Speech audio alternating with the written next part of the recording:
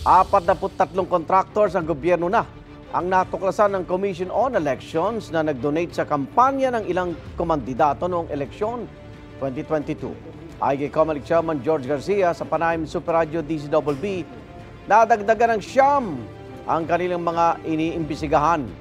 Una na isinumite ng Comelec ang listahan ng 34 na kontraktor sa House Committee on Appropriations na tumatalakay ngayon sa national budget.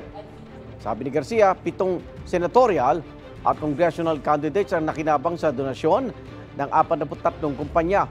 Gayun din ang 15 party list o political parties. Pagpapaliwanagin ng Comelec ang 43 contractors. Tatanungin din daw ng Comelec sa Department of Public Works and Highways kung may kontrata sa gobyerno ang mga naturang kumpanya noong panahong nag-donate ang mga ito. Sa ilalim ng Omnibus Election Code, bawal magbigay ng donasyon sa kampanya ang sinumang kontraktor o subkontraktor ng gobyerno. Igan, mauna ka sa mga balita, mag-subscribe na sa GMA Integrated News sa YouTube para sa iba't ibang ulat sa ating bansa.